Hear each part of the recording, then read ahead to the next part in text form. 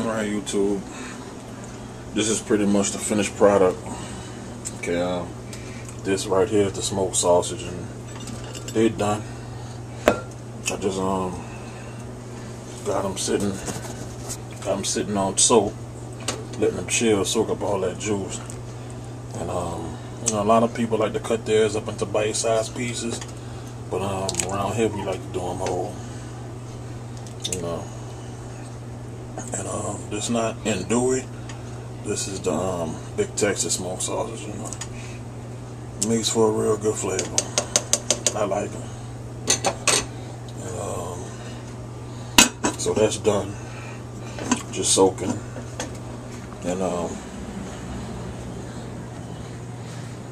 here's the potatoes, corn,